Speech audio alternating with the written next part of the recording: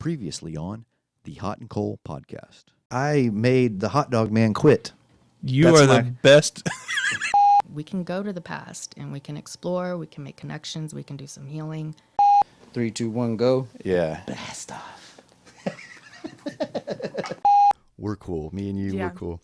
The conversation is the winner. Like the fact that you had the conversation and talk, that's the winning. 3, 2, 1. Jenna Pecor, welcome to the show. Good morning. Thanks for offering coffee, but I was like already on it. I was like, this is maybe the earliest show I've Really? done. Maybe. I think so. I mean, 8:15, 8:30. You said early when you asked me what time. Yeah, totally down for early, though. Me too. Because you get to kind of do a little... I hope I don't talk too much and not enjoy the coffee. That's half the fun. It's like the silence and kind of... So you went over, where'd you get that from? Moss Coffee. It's so funny how like this is a part of my life, and then I still have to explain it to people. So I live right here downtown, and there's one or two places to go. Used to there were none, and now there's a few, and so Zavala's Barbecue, which has kind of got a little notoriety. They're working on. I say working on. He's just might be in the top 50 in Texas Monthly. That does not barbecue. surprise me at all. Yeah. I haven't tried it yet. You need to. I know. It's I worth know. it. I mean, barbecue's unique, and so he started off Saturdays for lunch barbecue. Well, he kind of was successful. They're selling out immediately, so they started doing Friday for lunch.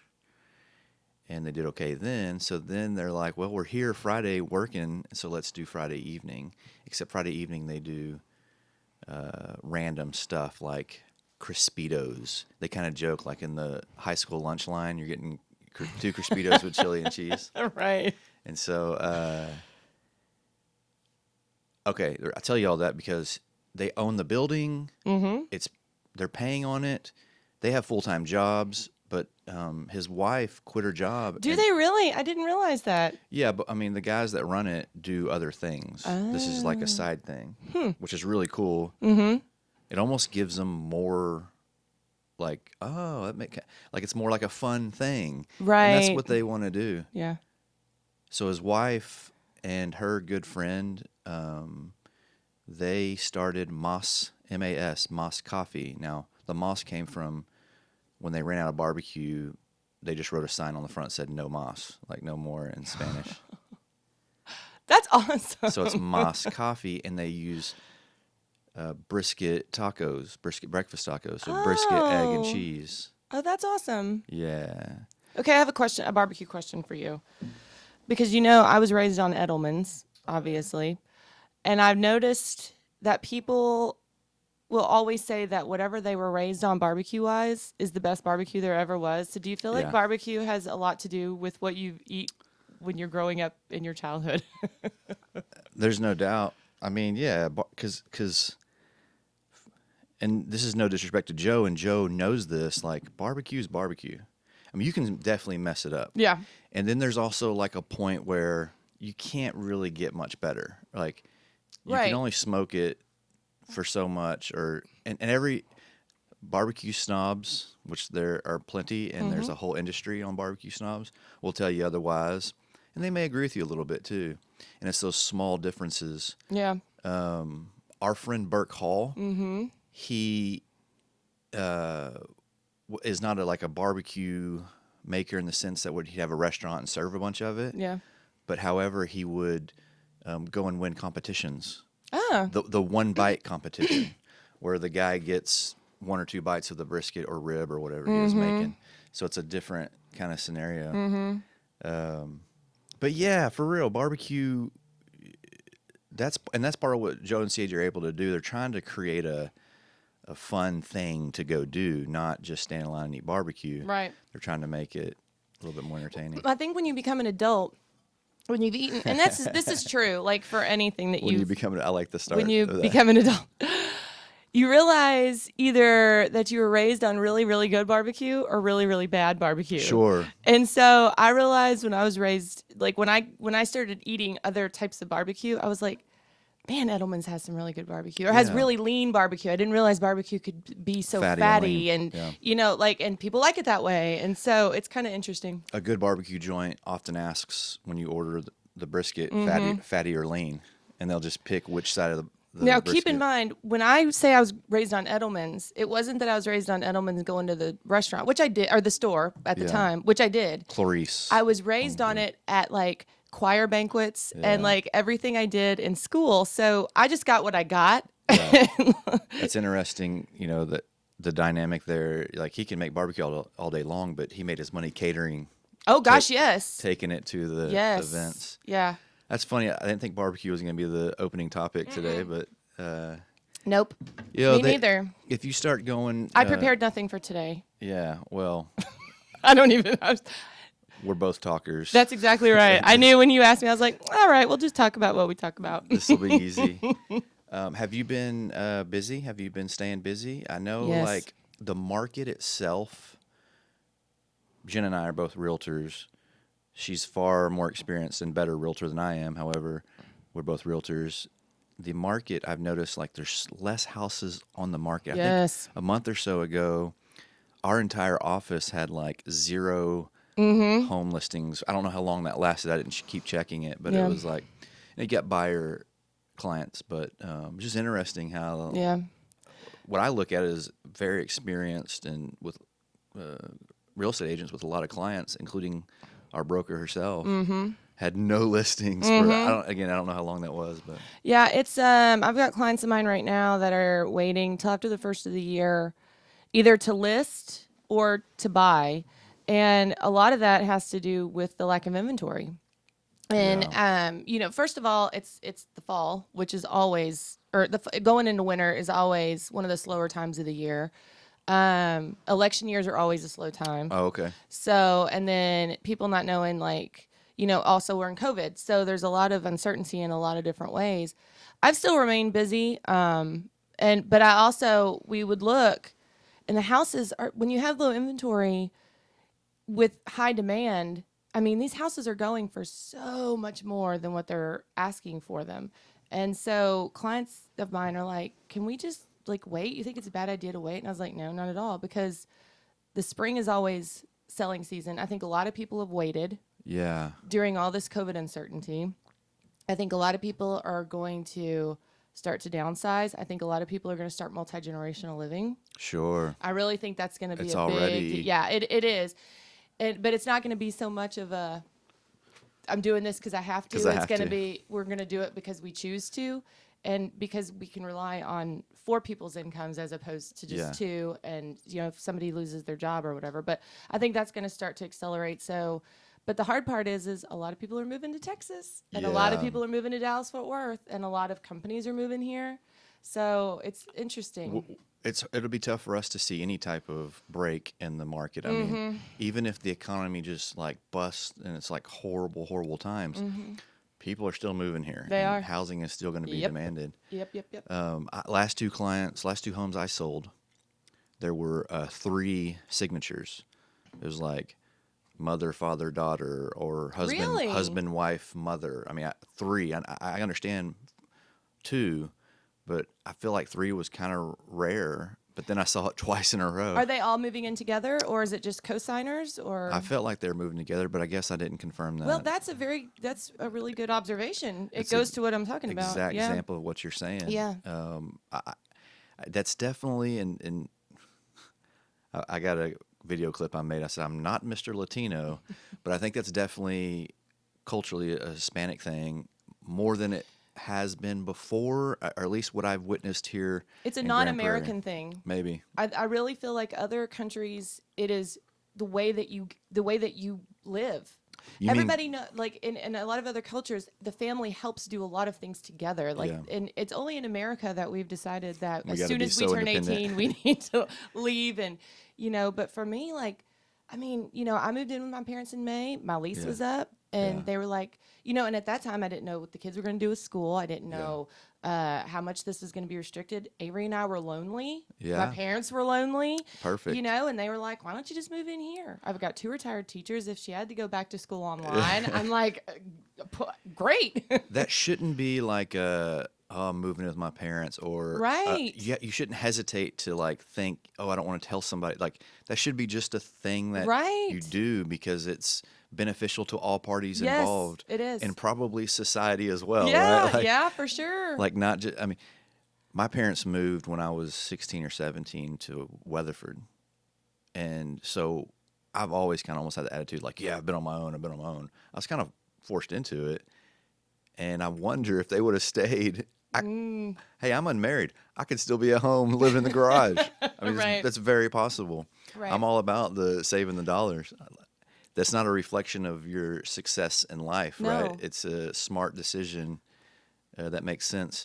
Well, look at it this way. If you were, let's just say that are starting out and you're trying to start a business, or like, for me, I've been getting my broker's license this Okay. year. And so it helps me, be able to have not only the time, but also the wherewithal to be able to maybe take a break a little bit from doing real estate stuff so that I can focus on getting through my classes.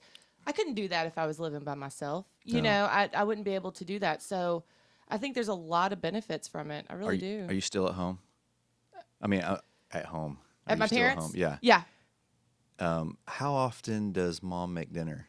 Oh, a lot. Really? She did it last night. Nice. I had a school board meeting. That's the other thing I'm doing. My daughter goes to a charter school, and so they appointed me onto the school board. The charter school board? Uh-huh. Oh, interesting. Yeah, so What group? What UME Prep, UME Preparatory Academy. I wouldn't have done it if it would have been an ISD. I just did not want to ever be on a school board for ISD, but when they asked me to do it for her school, I was glad to. And that was an appointment, you said? Yeah, so charter schools appoint their school boards. They don't get elected. Who appoints them? The other members business of entity? well, every charter school does it probably a little bit differently. In our school, the other members appoint school board members.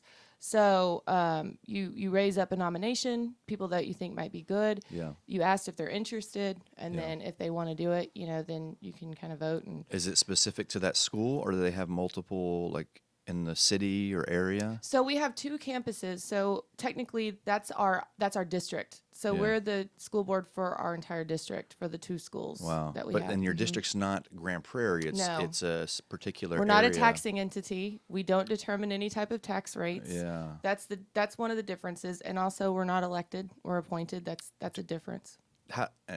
This is a whole nother thing I've thought about, but how does that work? Where do charter schools get funded? How do they? Charter schools are public schools. Just They- like yes. ISDs. And I just went through my school board training this weekend, so I can answer Really? these questions. You're all over it. Yeah, so they are public schools. We get public funding. The amount per student is less than what the the ISDs would get. But yeah, we get. Yeah, so I think about. I mean, I'm barely wrapping my mind around city budget, right? Like, this is a big thing, right? And so I always often think about the school budget, the ISD budget, and it's a different ball game altogether. So, and here's where I'm starting: my property taxes go to ISD. Grand Prairie ISD is the taxor that takes my property So taxes. there's two taxing entities. There's the school district, and then there's you guys, the city. Yeah. Y'all Well, are- of course, there's more on the actual property, but like, There's 5. I think there's 5 or 6 our different county. categories where your tax goes to, but Yeah. you guys are the ones that determine How the much. rate. Yeah. Right, and then the exemptions. so, but that money doesn't go to the charter school. That's specific to ISD.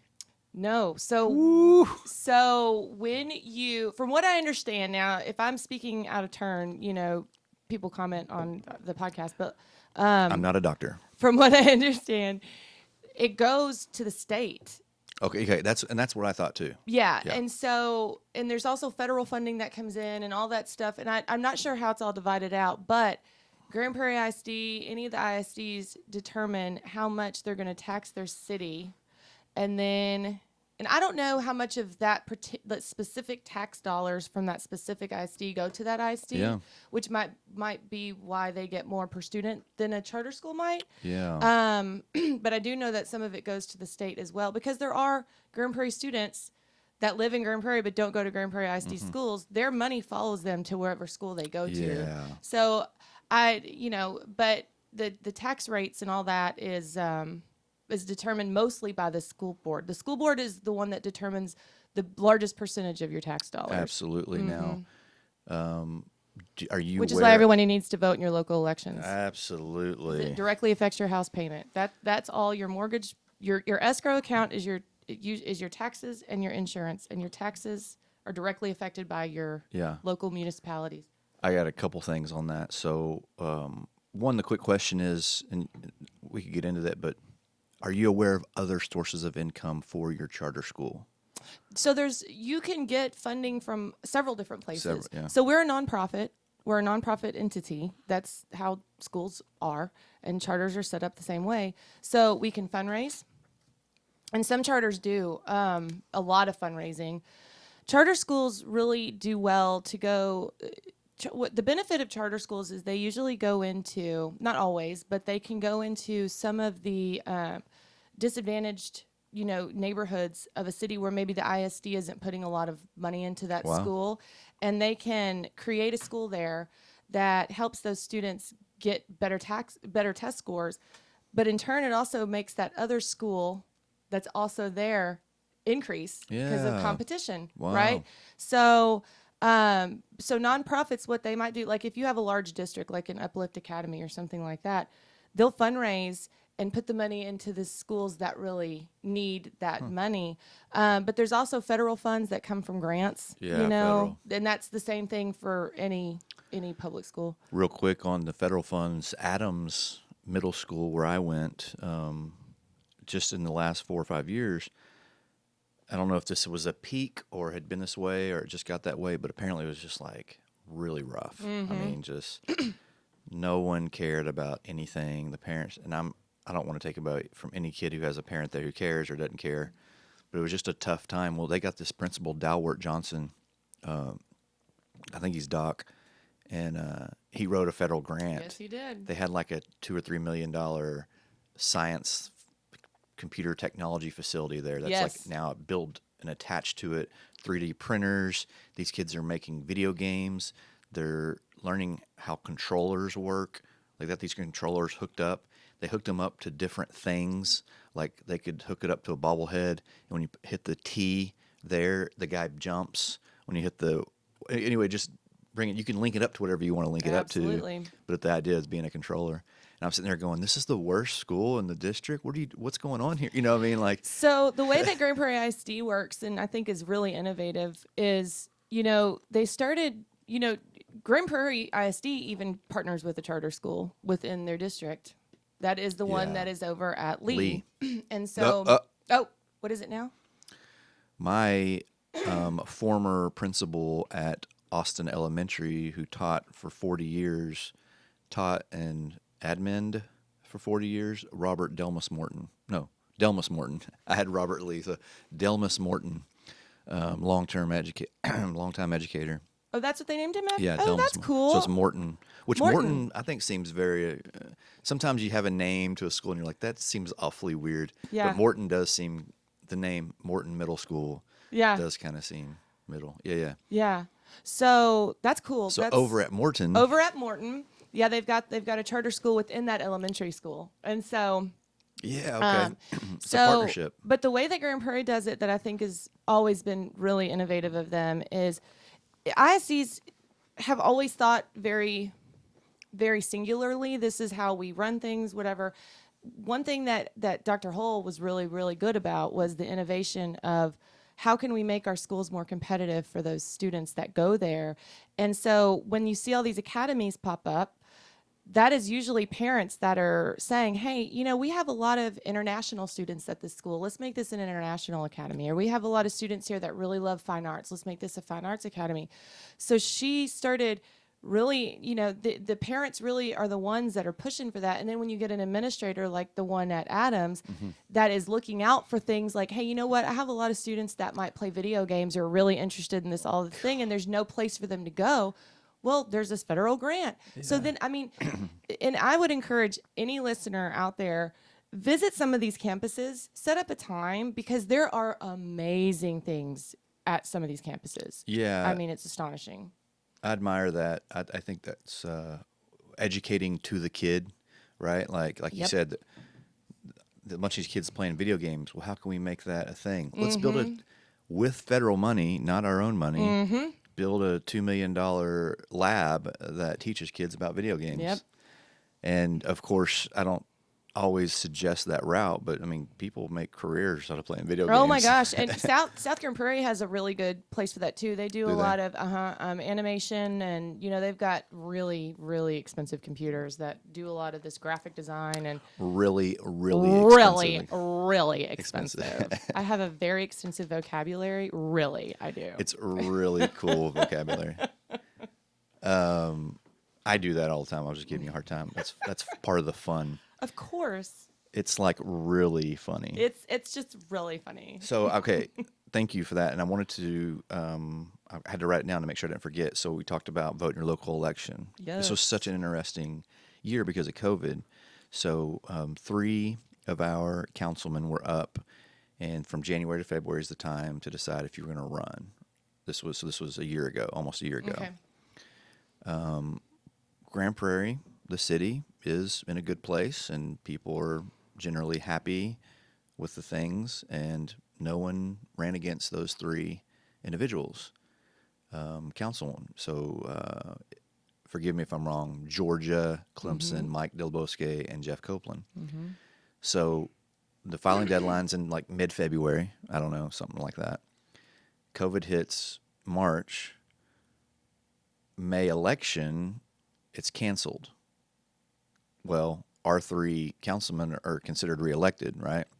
So the cancellation of the May election is then put on in the November election. So what's interesting about this, a couple of facets, well, we don't have anybody to vote for because they're all Right. unopposed. But we did have the crime tax bill. Right. So our crime tax, just without getting in detail, is it's a 1/4 cent sales tax. Currently, half of that 1/4 cent was going towards paying off the public safety building, and the other half was to help fund police, all their programs and additional police officers. So as the public safety building is paid off, we wanted to apply that 1/8 cent to the police together. So the whole 1/4 cent goes to the police. I'm a big fan of it. If you have an issue with that, I'd love to discuss it with you. We have a great police department. We came into the 21st century a long time ago. When you hear the stuff on the news, you don't hear that in Grand Prairie. And when you do, you look into it, there's no smoke here, right? It's just like nothing to do. So I'm a big fan of it relieves our budget to give you better street service and economic development. Anyway, so that's all. I'm talking about that because in a May election with Jeff running unopposed, maybe somebody runs against Georgia, maybe somebody runs against Mike Del Bosque. I'm just saying generalities here. Let's say Jeff had an opponent because he's an at-large. Let's go back to 2013 when Jensen and Hepworth ran for mayor in Grand Prairie. I think there were like 7,000 votes in this. And now then the city was 170, 180, I know. So it's still super low number. 170,000, 180,000. Yeah. I mean, I don't Yeah. know. We're at 200, I think, now. 7,000 out of 170,000. Yeah. Right. Yeah. Of course, you got kids and all that stuff, but still, it's just a low number. So you go to a national election where it happened and 145 million people voted, and that's up from 110 million maybe, right? So in Grand Prairie, you're going to get 30 or 40,000 votes compared to 7,000 votes, right? So it's not like, oh, there's a little bit of increase in votes. We don't know how it's going to go, or it may double. So we really need to watch this out. Like that's 4 or 5 times the amount of votes that would come in. Did it pass? Yes, with flying colors. Okay, good. And so I'm telling all that because of, 80%. Anytime we go to the voters in Grand Prairie for taxes or whatever it may be, they've supported our decisions. And I'm going to say, I've only done 1 or 2 since I've been on council. So for 20 years, the voters have supported whatever decisions have been made. And we're like, we have no idea how this is going to go. I mean, when you have 7,000 votes in May and you're forced to do it in November, when you get 40,000 votes, with the national climate, additional tax for police? No, yeah. I mean, that's just what you're going to expect. And I wonder how many of those voters knew that there would be a crime tax on that ballot that they were going to even vote for. Absolutely. And there's probably a lot of them, I would imagine, this year, maybe. If those who got, you think that, but those who got a sample ballot and went down it and studied it, yeah, they'd know. But you got to think probably 80% of people go in there to select Trump or Biden, right? And then beyond that, it's like, I don't know. Yeah. And so that shows you that at least around here, there's not such a bad sentiment towards police or we're not overtaxed or anything. Yeah. And we got it, and our police are going to be even better for it. And, we do community policing where we like they did back in the old days where it was like there's an officer that knows that neighborhood and he has an open relationship with all the people in there, and evidence-based policing, they call it. Chief Sesney, I have a lot of respect for him. And if you've never heard or listened to him talk or know anything about him, you need to look him up. He's been with the Grand Prairie Police Department for a long time, and he comes from a military background, but he is the community policing is in his blood. Like, he doesn't know how to do it any other way. And he really, really, truly wants a community to be, happy with their police officers. And he wants a partnership between the citizens and the police officers in his community. It's very innovative compared to a lot of these other places, his thought process. And he just took over this year, 2020, I think, was his first I had year. the memory pop up on my phone when we announced it last year. Oh, okay. So in the last week or so. Okay, good. Yeah. He's been the official chief. Yeah. He's a great guy. So I may try to get him on here, but I don't often. I always hesitate when I talk about my council position, but Are you afraid to bring the police chief into the podcast? the studio? HotnCole studios. Try to influence him. We party in here too much. No, he's a resource of the city, and as a councilman, I don't want to use resources for my personal gain. Although I'm not personally gaining anything. I mean, right. This costs me money to do this. Okay. This isn't a money-making machine or anything. Right. So when I've called him or spoken with him, man, he's so good. He's just he is. He's like, and what I mean by that is the way it sounds pompous. I hate talking about it, but I'm his boss. I mean, he will even say that. He's like, look, you represent the citizens of Grand Prairie. The citizens of Grand Prairie are my boss. You represent them. You hire my boss. I mean, and he's like, yes, sir, we'll do that. No, sir, that's not. We'll work on that. Background Oh in him. yeah, Totally. It is complete respect, and he has that. He has a defined goal, a defined leadership that he looks to get his guidance from, and then he reflects that upon all the people that are under him. Yeah. And all I get from them is, sir, yes, sir. I mean, what can we do for you, sir? Yeah. I mean, and I feel like 10 plus years ago on Grand Prairie, that wasn't the case. No disrespect at all to the previous, not die, but before die. Right. But I feel like it was more of an aloof thing, or people have had their own agenda. And I'm just throwing things out here. I don't know how it was then. Yeah. Whereas now it's like, what can we do to make this community better? Yeah. I'll plug, I don't even want to say I plug my podcast, but I have a podcast called Face of Grand Prairie, and I actually interviewed him back in God, I think it was like February, like right before all this stuff happened.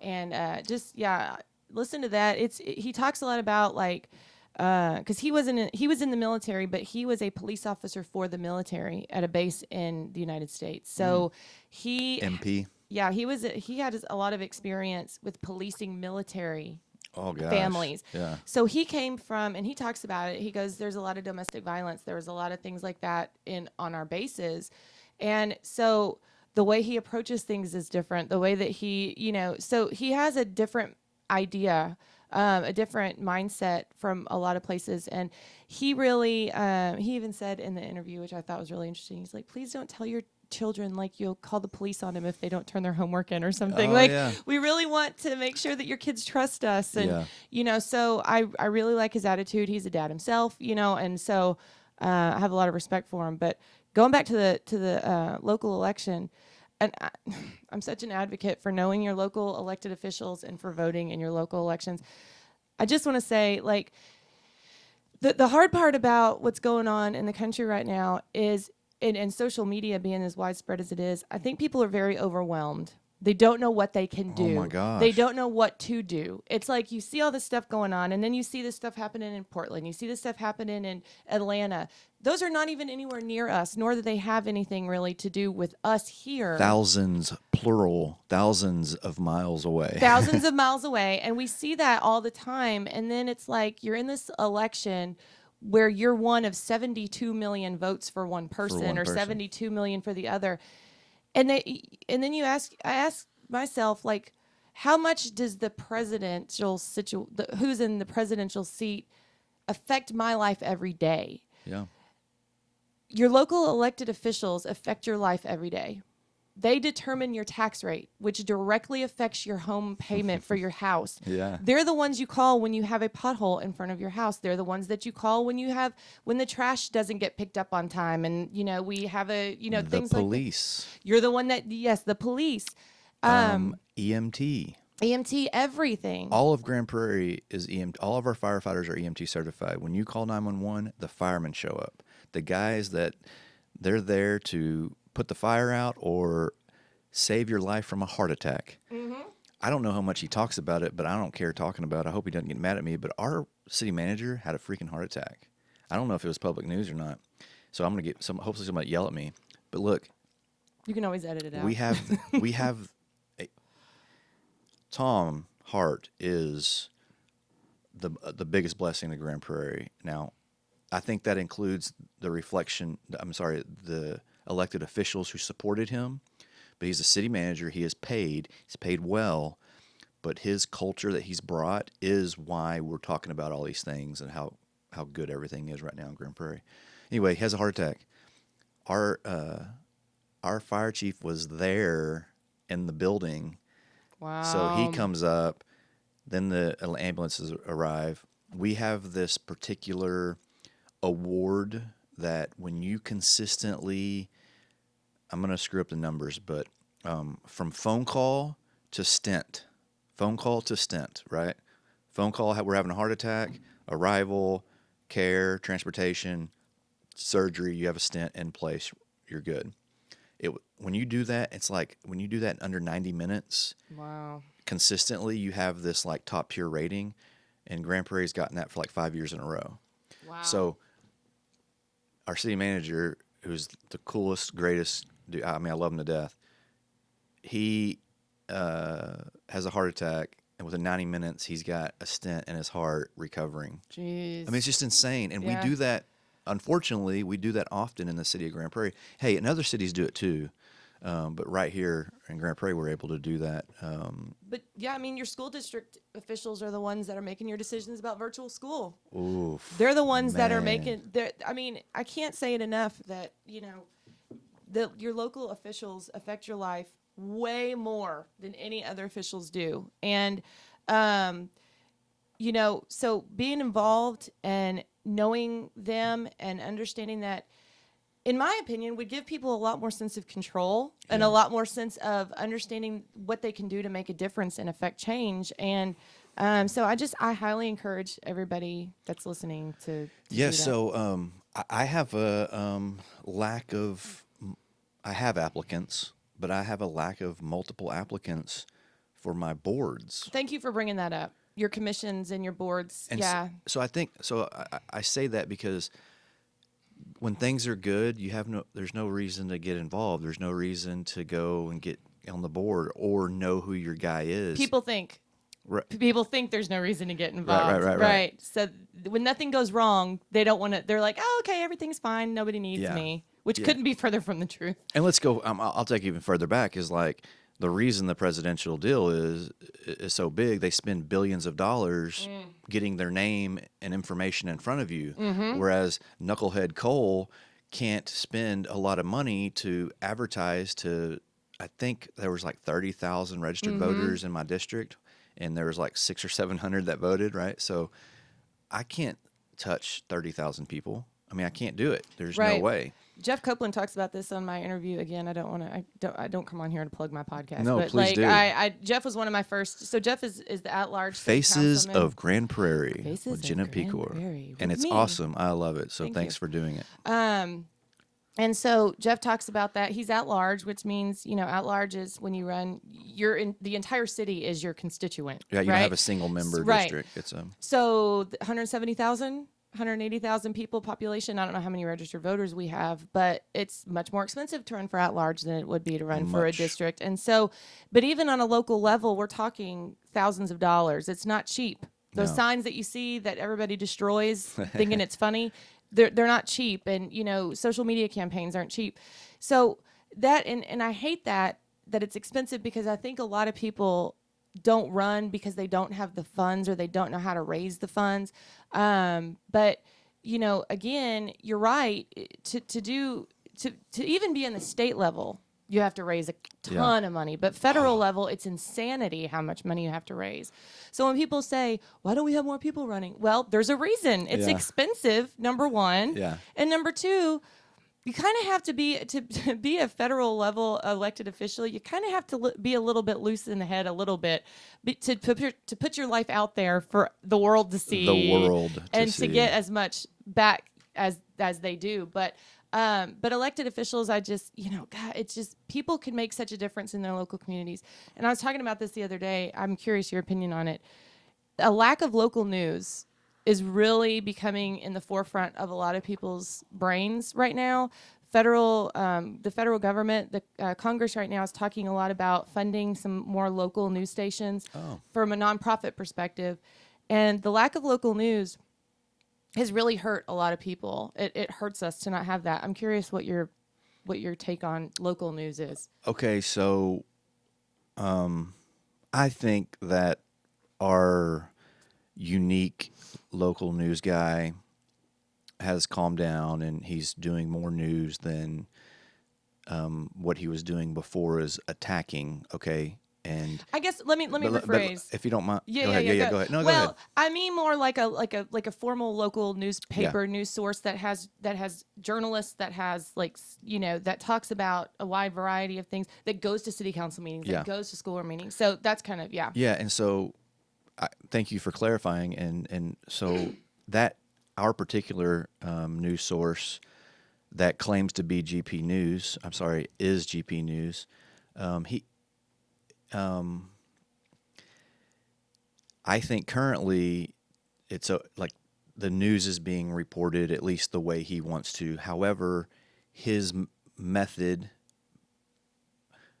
because that's what his job and the way he makes money is to get clicks, get information. So which to his credit, a lot of media is like that right now. And that was my next step is that's the problem with all media.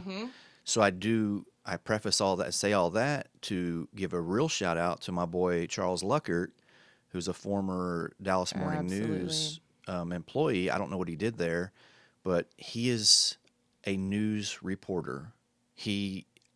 I've not seen him interject himself or comment or go negative or positive. He simply shares an article from, there are millions of Facebook group or business pages out there, not just Cole Humphreys, but like Austin Insurance. So if Austin Insurance did an event and I've posted on my Austin Insurance Facebook page, he will happily and wants to share that, not for anything except this is what's going on in Grand Prairie. And I find that to be very encouraging. So if you want to know anything about what's going on in Grand Prairie, follow Charles. It's like a newspaper. You pull up his page, and it just goes in order of. I think he has like 6 pages. Yeah. So it's Grand Prairie at a glance. So not only does he have news, he splits it up for you, Yeah. like the sports section Yeah. or the business section or whatever it is. Charles is, I have a very high opinion of Charles. I think that the reason he does that is for no other reason except that he just loves Grand Prairie. Yeah. He loves living here. You'd be shocked. And he even says, I'm shocked that this is what I'm doing. Because I don't know how old he is, but I think he graduated in 71. Charles, you're going to listen to this, I know, because he always listens to everything because he's just that kind of guy. Good. But, and I'm going to have him and Terry Brooks on my podcast Oh, that'll be because good. they both graduated from South, and I'm going to talk to them a little bit about. Terry was a Warrior? Uh-huh. I didn't know that. Yeah. His status just dropped, in my opinion. Easy. You Easy. have a warrior sitting across from Nice. you. But yeah, so I love Charles to please. And Charles and I have talked about this numerous times where we've talked about just getting news out to people, and Charles forwards things that other people write. So he's making people aware of what's going on. And you're right. And what I love about his pages is that he will not allow comments to get degrading or to get antagonistic. Like, he really controls. Right. He wants everybody to be there, but he wants it to be positive. And I appreciate that. He'll update he'll say, hold on, guys. Yeah. Let's go over the rules again. Yeah, and he does that. And he always goes, man, I feel like I'm just policing them too much. And I'm like, no, actually, that's why a lot of people are there, is because they can go there and know that they're not going to get into some kind of argument over something silly. But, and so I do love what Charles is doing. What is missing, and this, he and I have talked about this, is, reporting, actually having somebody take information and put it out to the public in a way that they can understand it. And that really matters when it comes to sports. It matters when it comes to sitting inside of a city council meeting and being able to explain a crime bill increase or whatever, and so being able to do that and have, people that are just doing it locally is something that I think is very, very important for a community. And I think the loss of that, we can see it's hurt us. Because you know what? You know where all those federal government employees come from, except for Trump, that was never in government? They start in the local elections and they kind of move up as they get more. You have to start from the city level, from the local level, and the nonprofit attitude about it, which is like Texas Tribune is a nonprofit newspaper. They get their funding from a lot of various places, but they don't have shareholders. That's the difference between a nonprofit and a for-profit. Okay, one of the differences. So they're not beholden to any shareholder. They're beholden to their nonprofit status. Yeah. So they're not there to get clicks. The purpose of their organization is to disperse the news in a non-biased way. Yeah. And to, and so when you look at a local paper that does it really well, you can tell when it's an opinion piece, when it's an editorial, when it's a piece of news. Yeah, They okay. lay it all out very clearly. So I think that there's some value to thinking about how valuable that is. That almost encourages me, and I think Charles might be open to it, but like Matthew Davidson calls the games for Grand Prairie. Yep. I bet I could talk him into writing 5 sentences on the game. Great game by both teams. So-and-so had 22 points. So-and-so had this many points. They had a great final comeback. Grand Prairie wins 57-22. And attach that to whatever share that goes on. So Charles actually has just a very simple, basic thing. And I remember talking to you one time about an article in 1956 Grand Prairie that said John and Jane Johnson went across the park today with their child, right? No, not John and Jane. John and Mrs. John. Mrs. John, yeah, because that's how they announced women in the 50s. well, and it was a very simple explanation of what happened on Sunday in Grand Prairie. Yes. It wasn't an opinion article. So I see that as something that could be very beneficial, and it sounds like Charles is kind of Yeah, there's a few people that have talked about it. Like how could that be something that we could start? And now that I've kind of looked into, because my Faces of Grand Prairie podcast, I just kind of started it because I just knew people and just wanted to kind of get into the podcasting world. But that would be a great place for that to go, like something like that. And you just hit on a really good point. Local papers also they have the historical accounts of things that are happening, and just by automatic, it just automatically gets archived. yeah. And so there's a great benefit to that. And so So you were talking about the money it takes to run. So first off, the city level, we're not paid. So at least in some of the we federal, hope not. Yeah, right. I'm not going to talk names but like one of our councilmen was in there. His business is kind of widespread, and one person involved was going to benefit him in actually a very small amount. And he's talking to the city manager and the city attorney Conflict of interest about he's like, look, if I recuse myself from this, I want this to happen. I was like, I'll forego that and still support it. Right? That's not why we're doing this. It just so happens that. So what I'm saying that is, we're not paid. We're business people. We have to make money, and if we recuse ourselves from every single entity, like my name, okay, Cole Humphreys is a realtor and sells insurance. So every time my name is mentioned, it kind of benefits me for my business. So should I just recuse myself from everything that mentions my name in it? Yeah. And so my point is just simply having the conversation is admirable. Yeah. Okay. So we're not paid. I spent, when I ran for council, I'm going to say $8,000 more or less. And that was a lot. That's a lot of money. I did a good fundraiser. And how many people do you have in your district? Well, there's 30,000, but less than 700 cast a vote. That and 30,000 population or registered voters? Registered voters. Okay. So, But $8,000 for 30,000 people? oh, That's no. that's still expensive. I mean, that's a lot of money. Yeah. I think 30,000 people, not registered voters. I think Okay. it was closer to 12 or 13 That makes registered sense. voters. Yeah. But even still, So that means there's probably half that Yeah. are registered voters. So you're spending money. you don't need to spend that much. Since I did a decent fundraiser, I said it was an open seat. I said, I'm going to win this thing. Like, I'm going to make sure. So I spent the extra to make sure I did what I wanted to do. So I didn't look back and say, should I have done this or should I have done that? Okay. I came across it, and I don't know if it's still there, but runforoffice.org or runforoffice.com is this website about you and I can donate to it, and anybody who wants to run for a position can apply, say, hey, I'm running for council in Denison, Texas. They'll write you a $500 check. That's awesome. I say $500. I don't know what it is. I didn't look into it, but that was the whole premise is we want to support Encouraging people to run for local office.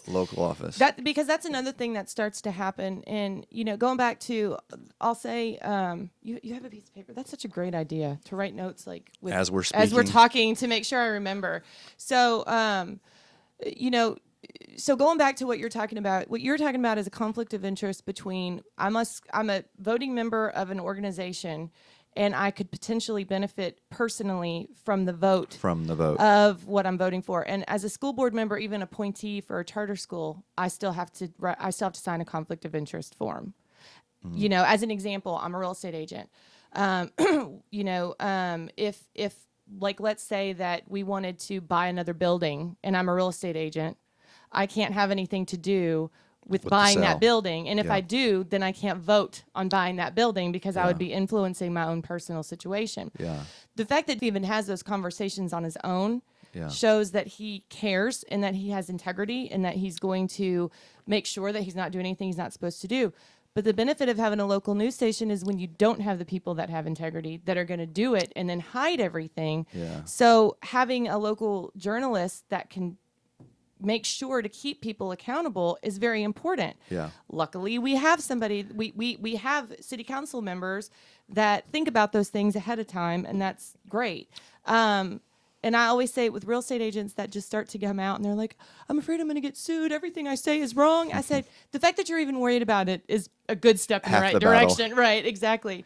But going back to voting, running for office, when local elections tend to, have a lack of competition because the person that's there already. So Yeah. it's like, like if I lived next door to you, I'd be like, okay, Cole, by the way, we're friends. I'm going to run against you in the next election. Yeah. It's awkward. So, encouraging people to run is good. And, So that's one of the things with the I'm not running, by the way, Cole, don't worry. the 20-year incumbent, right? And people want Yeah. term. So one, when you've been there that long, you've learned a lot. You Mm-hmm. know how things work in an ideal, purely ethical manner. That's a good candidate. Mm-hmm. Somebody who's been there. Being there for 20 years is a good thing. But someone new coming in, you know them. Okay, so here's what I'm getting at. So, and I'm going to talk freely because I don't want to be held back. So, Richard Frigo was there for 24 years. Old guy. I mean, just dynamite personality. I mean, he was just a friendly old guy, and he'd been there for 24 years. A lot of what Grand Prairie is doing over at the Epic and such originated from some of the land acquisitions he helped the city make 15, 20 years ago. Really interesting dude. So he's a 24-year incumbent. I'm pulling out my notepad, Yeah, by the way. our good friend now, John Lopez, beat him, and I want to say it was his second attempt running against Richard Frigo. Okay, what's interesting about this is John is like, I don't know the right word. Suit and tie. Reserved. Yeah, Not reserved. I mean, he's not reserved, but he's soft-spoken. yeah, nice guy, Very smart, nice guy. smart as they Super smart. come. He got support around him. It wasn't just him out there running, and it took against a 24-year incumbent a second turn and a runoff, and he still won by like 10 votes. And Richard Frigo, 10 votes. yeah, it was like 10 votes Wow. in a runoff. So I think Wow. he lost by 8 and then won by 10, but there was a third candidate, so they had to run off. So John, Your vote matters. See? Your vote matters. yeah. And so I'm telling the strength of an incumbent Right. because Richard Frigo, again, has done amazing things for Grand Prairie, and we're so glad that he served that he served. This is not a negative thing, but he didn't do much campaign-wise. John, who is this like polished, smart, charismatic person, working his butt off for 2 different election cycles, 3 or 4 months at a time, plus the in between, what he was trying to do to build up. He's very involved in our community. Wins by 10 votes in a runoff election. So it just tells you one of the reasons people don't run, perhaps, is because we know, like you said, we know the incumbent, we know him. As long as he's not like kicking babies, right? Like we're going to vote for him and support him. And it's good if you call. This should be the case. If you call a Grand Prairie City official, you're going to get a response, and so you have no reason to go against them, which is the reason, I think, more the reason why people don't run regularly against it. Now, an open seat, sometimes I feel like there should be 10 people running because we're not running against each other. Right. It's an open seat. This is the time to get the party started, right? Oh, yeah. If it's an open seat and somebody's not running again, you're absolutely right. There should be 10, 20 people. I mean, it Lining should be. up. Yeah, exactly. Yeah, absolutely. what was I going to say? See, I didn't write it down. So silly of me not to write it down. But yeah, it does take a lot. Oh, that's what I was going to say. Even running in a local election, I know that Grand Prairie seems like such a small city. It's not. It's a very large city. When you lose, that's a blow to the ego, man. Oh, yeah. And so to do it again when you Yeah. lost the first time shows just how much tenacity that John had, because it's still hard to overcome that. Yeah. And then to know that you might do it again and lose again. Yeah. And, you're spending a lot of money that you're never going to get back.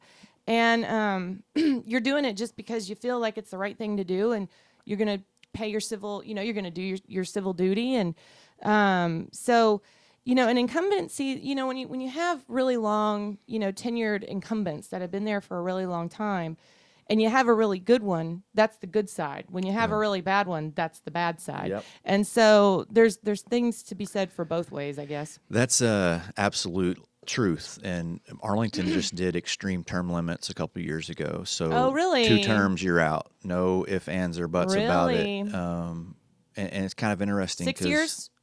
4 years?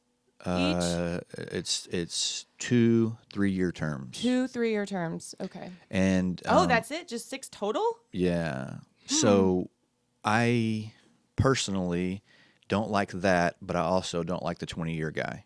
Mm-hmm. I think Jim Swafford is a major asset to our council.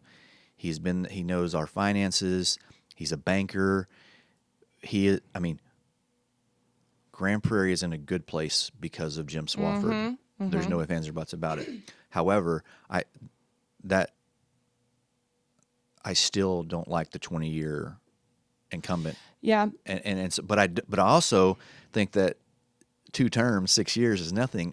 That's very short. I'm coming up on 3 years myself, and I'm just now getting this full grasp of what's going on. Yeah. I mean, remember, this is a $250 million budget, right? So like, this is a major corporation, and it's not just. I mean, police itself is major. Mm-hmm. Double it with fire. We're not even talking about economic development, streets, and all the other wastewater. I mean, it goes on and on and on. Our landfill. Patricia is like the biggest nerd dork, but I say that in the most loving manner. She runs the landfill. She's like, I just love talking trash. And then she goes on there. And it's just so funny. But what we've done at our landfill and such has been, I go out there every year to get an update on what's going on out there. So just real fast, we got about 20 years left of life of our landfill. Mm-hmm. So we're actively seeking how to increase that. And that alone is a unique conversation to have. Absolutely. Dallas is a the landfill. The city of Grand Prairie is the public. It's for Grand Prairie citizens, whereas anybody can drive into Dallas. You just pay your fee. Mm-hmm. Anyway. But yeah, there's a lot of intricacies within a city. Yeah. 3 years into it, I'm just now grasping it. So now don't give me what I want to do is at least another 3 years when I know what's going on, and I'm still going to keep learning. And then another 3 years potentially where you're like, you got all cylinders going. And at that point, we can start discussing, okay, what am I doing here so we get somebody else ready? Now, when people are applying for quality applicants are applying for the boards and commissions at my 9th year, these guys are like ready to come on, pistols blaring, like, you don't have to wait the 3 years, just a couple of years. Or, you know what I mean? Now you have 4 or 5 people ready to move into this role, so I don't have to be there for 20 years. I think that, and correct me if I'm wrong, members of the audience that maybe had civics class back in high school. Civics. I didn't have civics. I didn't, but I know that it was probably offered before, maybe in our parents' time, where it was literally learning about the government and and I think that we need to bring that back.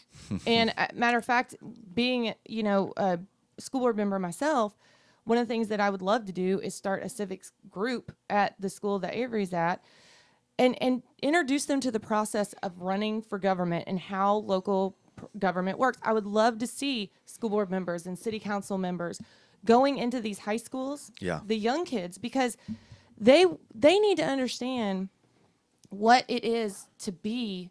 Why do people run for city council? Yeah. Why do people run for school board? They do it because the For city, power. Yeah, right. Yeah. They do it because they want to make their city a better place, and they want to affect change in their city, and they believe that it's their duty to do it. A lot of people that run for elected office believe it is their duty. That's what I said. Yes, there was a need, and I said, sure, I can do that because I have certain strengths that I can offer to a group to make decisions. And so that's something maybe to start talking about. I appreciate and admire your ability to research a topic and not, I'm serious, and not blurt out quickly. I think we've been talking an hour and a lot about politics. And how much Republican, Democrat have we spoken about? Zero. And that was not planned. No. So please, anyone listening, consider that when you're having conversations about politics. I mean, we've been talking an hour and no R&Ds are popping up. Yes. Yeah. That's definitely something, because you can talk about civics, you can talk about the government, you can talk about the processes without talking about your own beliefs of your own political beliefs. Yeah. Because the bottom line is, like, we can talk about candidates' desires. Yeah, but that's boring. Yeah, I know, right? Yeah, it's so boring. It's so boring. Matter of fact, I just watched Mr. Smith Goes to Washington for the first time. Have you ever seen that movie? I don't know. I Okay, guess so my not. dad was like, Jenna, you really, really need to watch this. And it's Jimmy Stewart back in That's 1939. the Wonderful Life guy, right? Yes, and it's also a Frank Capra movie who did It's a Wonderful Life. So the two of them have worked together Very cool. before.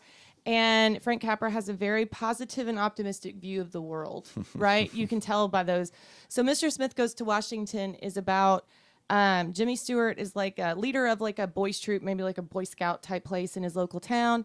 And the senator dies. One of the senators from his area dies, and it never says what state he's from. Doesn't say what political viewpoint he has, but the senator dies.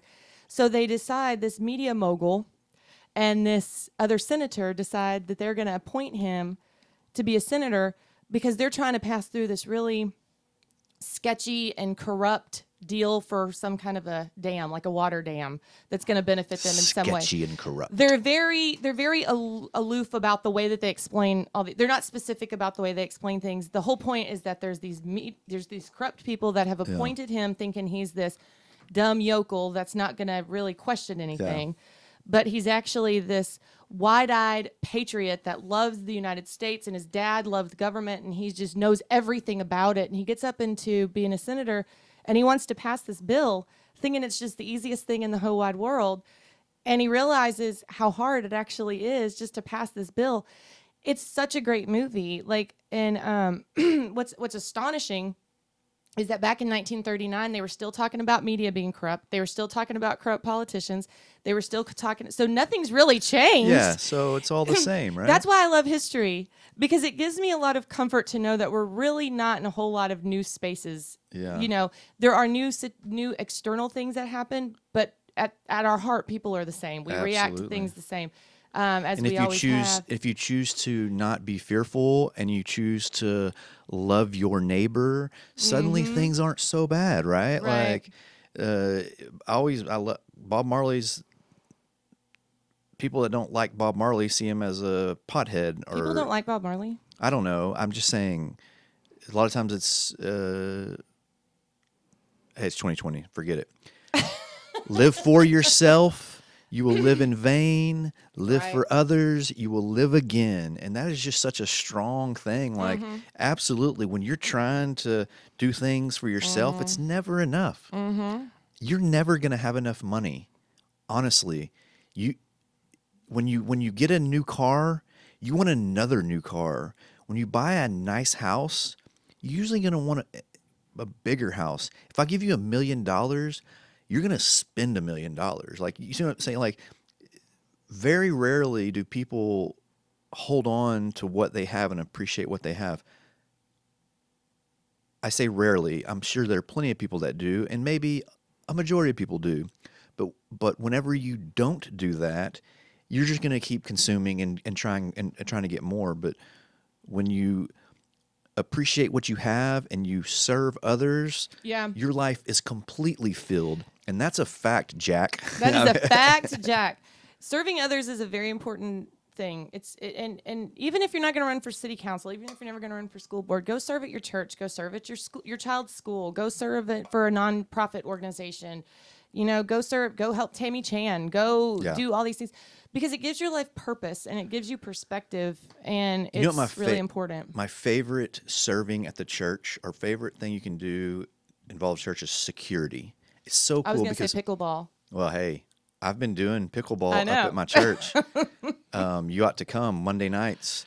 I need to fun. learn what it is, because It's simple. It's well, so with that much big fun. thing we've got coming in, I need to learn that Chicken- facility. Chicken and pickle. No, it's public. They're going to have like 10 to 12 courts, good chicken, beer. It'll be awesome right in front of Epic. They're starting construction now. Security. No one's attacking a church. Hold on. No one's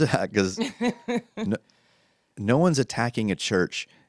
But these are like usually kind of macho men who, they don't want to serve in the youth. They're serving with the little babies. Or women. I apologize. Yeah, I'm talking about currently at my church. A lot of these are kind of guys that are like, they're men who, they feel they don't want to do these like Right. smallish tasks. And again, I'm not talking masculinity or femininity, but They don't feel like preschool is the best place for their For them to talents. serve. Right. But these guys get together once a month to go over being security guards, right? Protectors. They get to, they don't have to, but they go together and go to the gun range and shoot guns. And they show up when I'm with the kids doing a Wednesday night service, and the kids are just goofing around, but they get to watch over us, right? And then once in a blue moon, you find out about the crazy guy that walked into the church to Right. shoot somebody, and the guy you'd never hear about before from across the room shoots the guy. And I don't want to encourage shooting of anybody, but he was there ready, and he saved lives, He was right? prepared. Yep. And so all these guys get fellowship with their fellow security guys. They serve others, which is the most important thing, and they get to do fun macho things. And they're probably very much into gun safety. They teach gun safety. They teach preparedness in an emergency. There's a lot of things that come from. There is no small position you can serve. There isn't. It matters to one person when you're serving, at least, if not more, and that's all that really matters. And even if it doesn't benefit a whole lot of people, it benefits you personally, because you feel like you're doing something for the good of people around you. And yes, it takes time, and yes, you have to say you're going to show up every Sunday, and yes, you have to, but that's good. We need that. We need to be needed. We need to be responsible for showing up and being places. You know, a lot of people steer away from it because they're like, I don't want to add one more thing to my plate. Well, there's you don't want to overload your life with too much stuff that you're volunteering to do, but at the same time, there is purpose in having a schedule every week and knowing that week I have to go to a school board meeting. That week I have to go do this. But you're doing it for a reason, and that's a good thing. Don't sit around and just never do anything because you don't ever want to commit to something and then be keyboard warrior and try to change things through social media. It doesn't work. I mean, it kind of does, but you're never going to. Complaining about your city online is not going to affect change. Yeah. Go be on a commission and a board, and those are all citizen run, appointed boards and commissions. We're talking about Keep Grand Prairie Beautiful and the Parks and Rec, board, and I myself was on the Housing and Community Improvement Commission.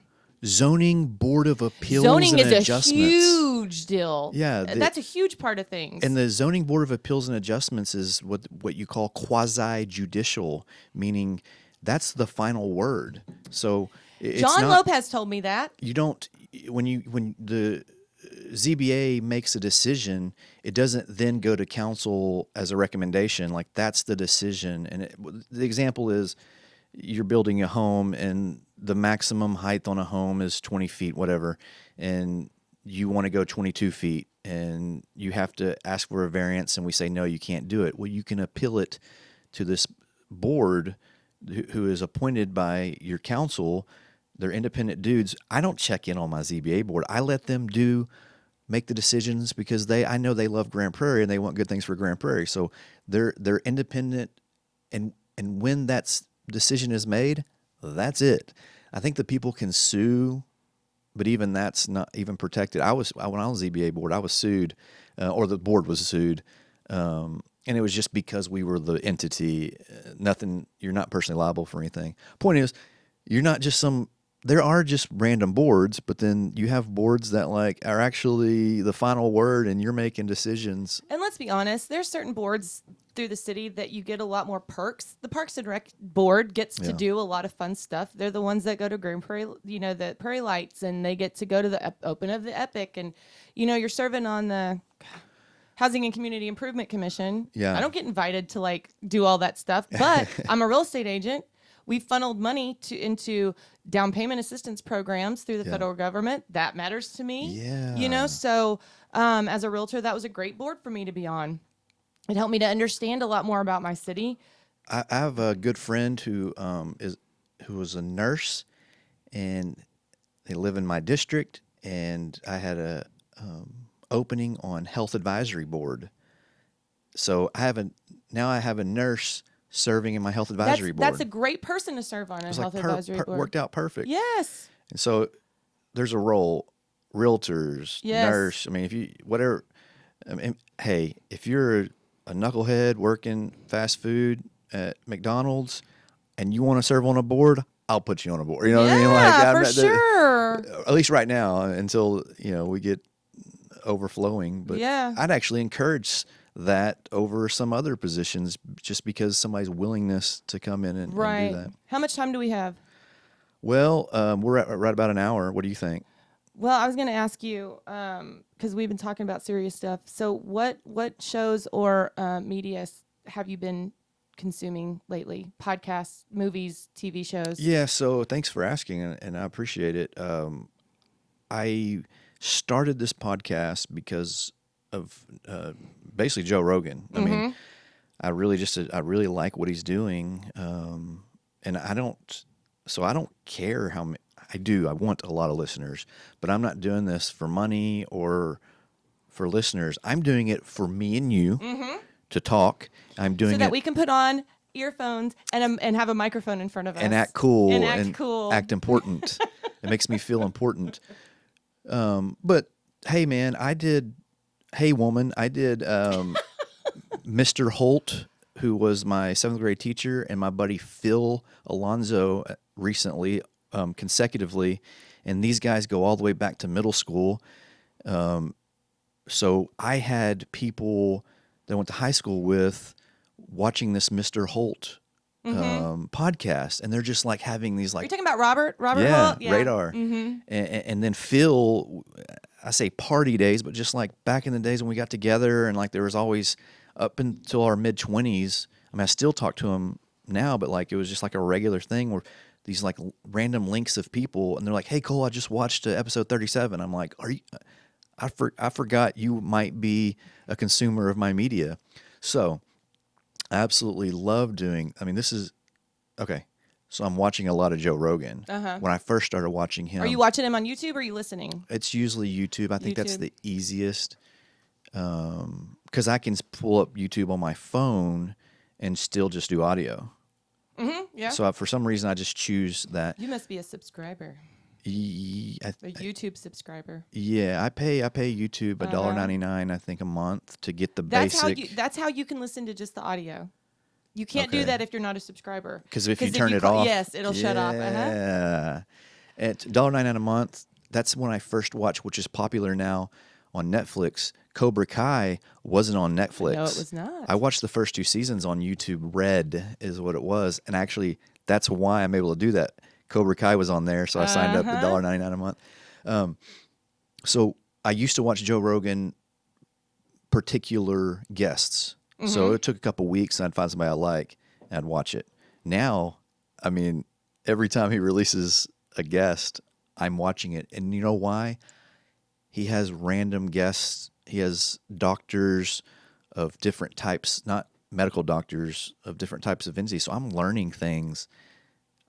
I think I'm learning things. I mean, it's just conversation, but you're exploring ideas, you're exploring thoughts, you get to see different people's opinions, and especially in this political climate, I've learned the most that it's so important to have these discussions. And Joe Rogan talks about when he has Alex Jones on, who's this like, from the perception of this crazy right-wing conspiracy theory guy.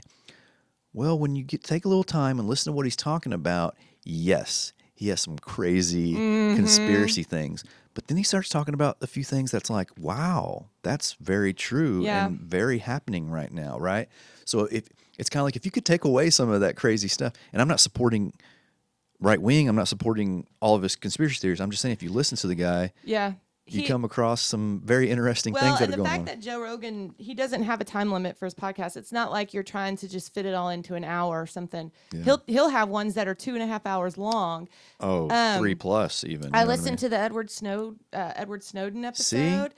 I listened to the Tristan Walker. I think so. The guy that did The Social Dilemma. That was a part of The Social Dilemma. Wow. I just listened to one, and I can't remember his name. He was talking about media. He was talking about gaming and virtual reality. What was his name? The Addiction, and I think I just watched it. Yeah. It was, so I play video games. And I did it younger. I just started doing it again like a year ago, and I see that the games are designed to kind of keep you playing. When you're over with something, it almost jumps immediately into the next thing. And I'm okay with it because I limit it to about an hour, which seems like, I mean, I'm a bachelor, I have no kids, so I've got the time to do this. But an hour almost seems short. Well, it does. And yeah, when you're just sitting there and engrossed in something, an hour always seems short, right? Yeah, Even if you're binge watching a television show, you're like, what time is it? What? But you know what I kept thinking about when they were talking specifically was, does real life influence the movies we watch, or does the movies we watch influence our behavior? Because when you start thinking about virtual reality, how many movies have we seen where virtual reality completely takes over? What was the one that just came out? It was a Steven Spielberg movie, Ready Player One, where they go into this virtual reality place and like you can make money there, and you can like that's how they live, but they live in tenements outside of that virtual reality. And really interesting, when you start kind of thinking about all that. Yeah, so you're imagine you wake up in the morning, you put on your virtual reality headset, and now I hear they're making compression suits so that any type of activity within virtual reality can affect your body. For example, if you get punched, we're talking Matrix. I'm serious. Compression suit, meaning if you're in your virtual reality and you get punched, I don't know why you'd get punched, but you get this compression suit that'll absorb a punch and put a feeling in your body for getting punched. And that's just a way to explain it.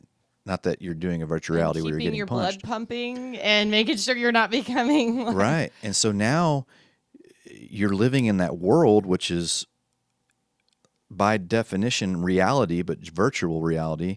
And then you could even eat real food as you're eating food in your virtual reality.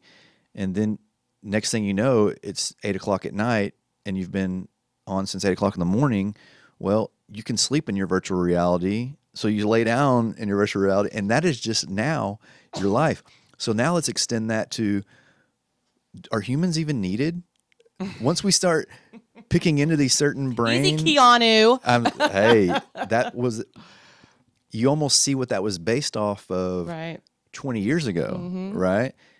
We're going to be harvested. They're going to take our stem cell. I don't know. I'm making it up as I'm talking here, but like WALL-E. I don't know if you've seen the movie. It's the animated movie WALL-E. Yeah. Have you seen it? Okay. No, but I know exactly. Well, so the world has become overrun with trash. Yeah. And they've left all these little robots back to like try to pick up all this trash. And WALL-E is a trash picking up robot, right? Nice. So what they do is they basically send all the people from Earth into these spaceships that kind of look like that are cruise ships, but they're in space.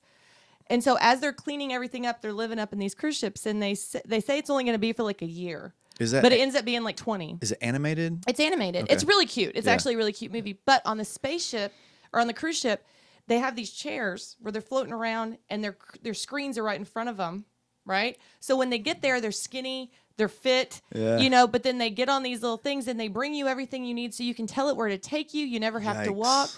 So by the time that they start to, and so they keep going out and checking, they send these little scout robots to see if the world has been cleaned up enough. So as time passes, the people become more and more large.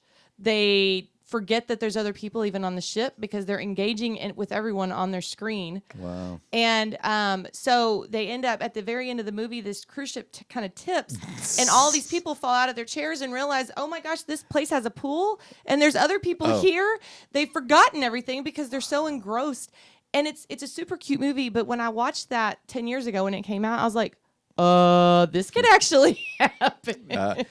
That was the Rogan show. I think it was one you were just talking about. How imagine if they made a drug that made you just stare at your hand all day. Right. He's like, that's your phone. Right. That's what you're doing, right? Yes. And maybe it is. Maybe it is just a drug that you're just. Maybe there's not a phone there. Maybe your mind's. No, he's just having fun with that. But you know, I do that often, especially when I wake up and I'm still wanting to like keep my mind off of like drudging to get my clothes and put on. So I'm like, oh, this is fun. I can still look at this, whatever it is. Weather, I don't care.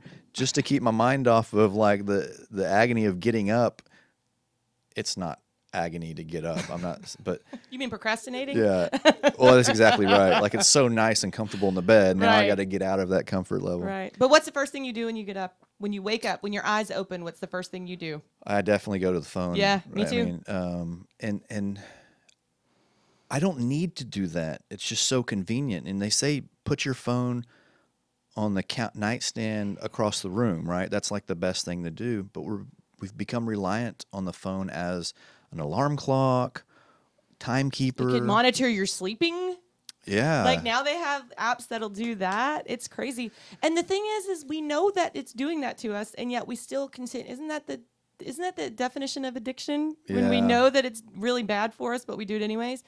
But at least we're aware of it, I guess. But So yeah. I need to get a clock on the wall or something. I think that would help. Get an Alexa. I want to get an Alexa because you Alexa, can. what time is it? Like that? Like Yeah, Alexa set an alarm for Alexa. da da da da. You don't even have to get up. I'm fortunate. I don't have a get up time. I just get up when it's right. So that's the struggle. Like if I had to get up at 6, I can get up at 6. It's no problem. Yeah. I've done that my whole life, but since I don't have to, it's like 6:30. I'll look over. Okay. well, Do I you could have a pro- bedtime? I really don't. I mean, is there a time that you go to bed like at a regular time? Every I night? try. I would like to be in bed at 10 o'clock every night, Mm-hmm. but I am before midnight. If I'm up at midnight, I'm mad at myself. So it's typically 10:30 to 11 when I get in bed, I think. And I do have the discipline to get up. However, I have no particular reason. Mm-hmm. It's nice problem to have, I guess. But I almost wish I had like a definite like 8 to 12 job, 8 o'clock to 12 o'clock in the morning, because that really is when I'm my most productive. It'll get me up in the morning. Mm-hmm. But I'm lucky. I have an awesome employee who opens my office in the mornings, and I get to kind of wake up, focus on what I want to focus on in the morning, even if that's reading a book, getting some realty information, reading up on realtor information. And then the afternoon is just kind of who can I go bother until. Well- so, and the other thing is, so Rogan's podcast, and then Netflix. Currently, I'm rewatching for like the third or fourth time actually Dexter. Oh yeah. I don't watch much television. However, whenever I eat my meals, I sit down in front of the television. That's the only time I really watch television is when I sit down to eat. And Netflix, it's on Netflix. Dexter, I'm on like a third or fourth season right now, which is besides the darkness of it. If you can't handle that, that's one thing. But like as far as interesting and thought provoking, I mean the dude's a killer, but yet he only kills horrible, horrible people. His sister always got on my nerves. Deborah. Like she kind of always got on my nerves during that. I watched pretty much the whole thing. Kind of lost me in the last season. Yeah. Because it kind of jumped ship. Well, But man, I even noticed now after the start. I just finished the third season. Starting the third season, you're starting to get you can tell they have a hit. They're is that trying Jimmy to. Smits? Yeah, Jimmy Yeah, Smits. yeah, yeah. Miguel Prado. He's Yeah. the DA who enjoys killing, and Dexter brought him on to kill with him, and then he started killing innocent people. You know they're rebooting Dexter. Yeah, which is what spurred me to start watching it again. I gotcha. Uh-huh. Yeah, at the very end, sorry, spoiler alert, it's been over for 10 years, so it's not really a spoiler alert. He, I think it cuts off to him in some lumber yard Yep. with a beard. And He We faked don't- his own death, didn't he? yeah. Yeah. Yeah. Well, he definitely, he took Is his that right? he took his sister with him who was already dead, I That's think. right. That's right. That's right. That's the more spoiler alert because Deborah, anyway, and then anyway, it converts to him at the lumberyard. Yeah. Like he survived whatever Yeah. happened, and he has a little smirk at the end. That was a good show. It was kind of back in the day when Tony Soprano kind of started this, Villain that you but we're love. gonna root for kind of thing. Him and Breaking Bad. Which that's a show I never got into. I'm sorry, guys, but Really? so Breaking Bad wasn't one that I got into. I'm not into Yellowstone. Never into Game of Thrones. I tried to watch all of them. It just didn't interest me. I know my family basically doesn't appreciate my taste in shows anymore because they're all into all of those things. But no. So Game of Thrones just captured me. I mean, I loved it so much. I read all the available books. Oh, so you read did you read them before No, or after? No, after. After, okay. The first book is so much like the first season. So it was easy. I had all the characters in my mind. George Martin, right? Yeah. Anyway, the writer, the author, he it's tough because it's like he arrived in an elegant breastplated red-colored tunic with a yellow blazing sword sheath, and I just want to know what's going on, bro. Like, There's a reason the books are like 10,000 pages long. yeah, that's so detailed explanation, and it got annoying. However, since I had the character in mind, and it portrayed who he was supposed to be, it made it easier to read. And as the books went along, they started separating. Still general storyline, but it became a little bit more difficult. And The Winds of Winter is the 6th book. He's been writing for like 7-8 years. Right. I think before the show came on as a season, which it was 8 seasons, he was writing Winds of Winter. Right. And I think supposedly he's finished. He's just kind of editing it up, making it ready to go. That's why the last season was kind of sloppy, I heard. Was because it wasn't really written from a book. It was written they from threw it all. It lost me in the first episode when they killed the dog, whatever that dog, when the dire dog, wolf. yeah, and then when the brother and sister were, like I was like, I'm done. Incestual. I couldn't take it.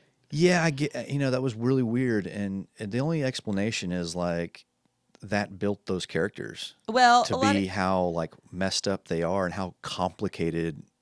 I say complicated, but like depth, and you're looking at these, and that's what he was really good at, making these characters to where you hated them, but then you loved them, but then you hated them again, but then they made a complete 180 and became good, but then their past, and so that's what good writing and good storytelling is. You're just so ingrained and involved in these characters' lives.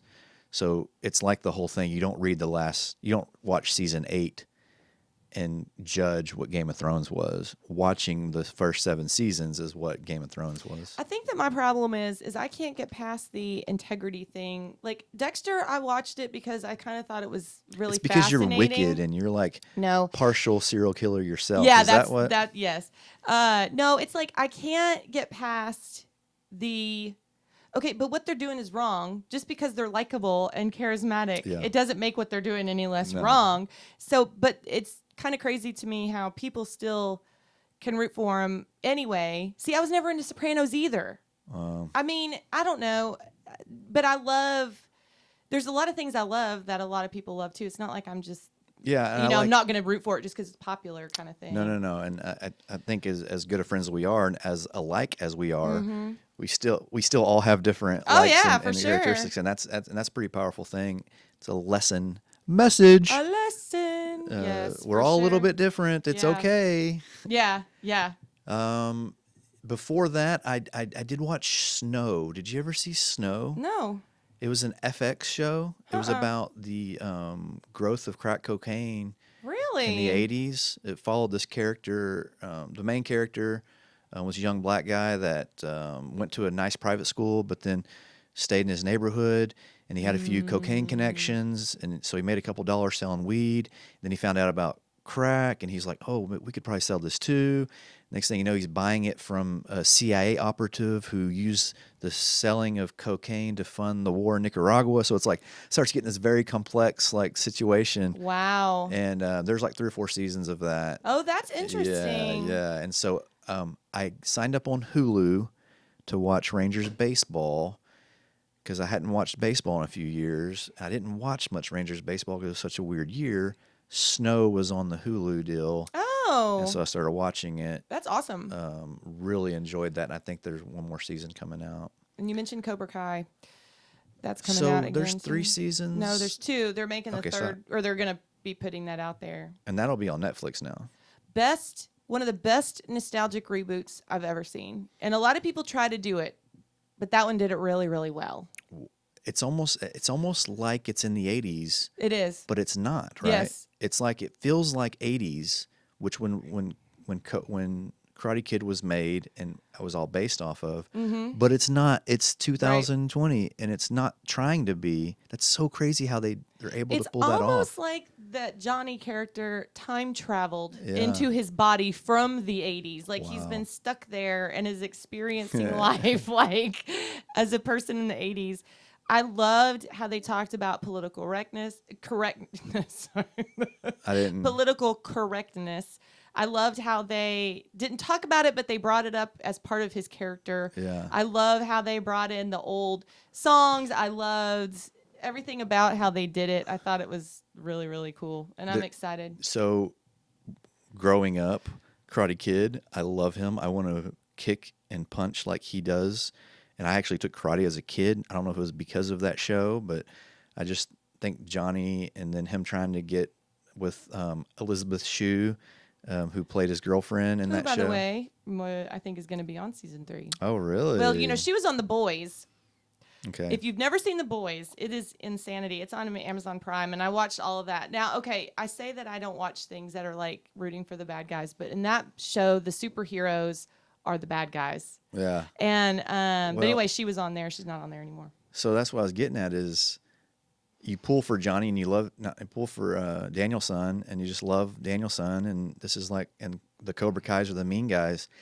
But then somebody told the story from the other it was in the intro to Cobra Kai. Of course, I think I'd seen something before, but Johnny tells the story about, man, I was just, hanging out with my girlfriend at the beach, and this new Right. kid comes in and like starts talking trash, and then like I try to walk away, Yeah. but then he wants to, then he kicks me in the balls, and so then Yeah. I have to fight. It's such a cool spin on what happened. Yes. It's like that Zach Morris's Trash. Have you seen Yes. Zach Morris's Trash? Yes. Have you listened to their Zach- podcast? Oh, really? No, So no. it's the dude that does Zach Morris's Trash, and then Zach Morris's Trash. Mark Paul Gosselaar, because they're rebooting Saved by the Bell. Wow. Yeah. So, but anyway, they're doing it because Mark Paul Gosselaar has never seen any episodes of Saved by the Bell. Really? So they're making him go through and watch Watch it so and that do he the- can talk about it, which I thought was really cool. But Real quick, that's like the problem today. Nothing's original. It's all reboots Mm-hmm. and go backs, which, hey, if they're that good, I want to go back to Yeah. it. Jenna, it's been an hour and a half. oh yeah, I want to go 3 hours, but I also want people to watch my podcast. right, exactly. And I think people maybe would. Again, I'm not. Anyway, yeah. let's do this again. You said you'd do it again last time, and you did. So Yeah. let's try to do it again soon. If you're still listening, thank you so much. Check out Faces of Grand Prairie podcast. Jenna's got some awesome guests on there that she gets to talk about Grand Prairie stuff. Jenna Pecor Realty. If you don't pick Cole Humphrey's Realty, definitely consider Jenna Pecor Realty. She's far better. She's working on her broker license. I'm not far better. I've just been doing it longer. Doing it longer. Real quick, how's that going? Broker license thing? So many hours. So many, right? I did GRI, which applies, Yeah. right? Yeah. So I got to find out what's next to make sure it applies. That's a long class. Ugh. The GRI is a long class. What helped was it was online, and so we were in the virtual class. Yeah. It was easier than being. Like I did one of them in class, Yeah. and that was right before quarantine. So online, I don't like virtual stuff, but for that class, I think it definitely helped. Well, that's what's taken me so long in the classes I'm in is it's not a class that you take from a teacher. It's like you're online the whole time. Yeah. And I do much better when I'm like On your in own. a class. And it's faster. It's a lot faster to get through it. Okay. So that's just taken forever, but you know. Thanks for hanging out. Yeah, thanks for having me. Talk to you soon. Okay, bye. Bye.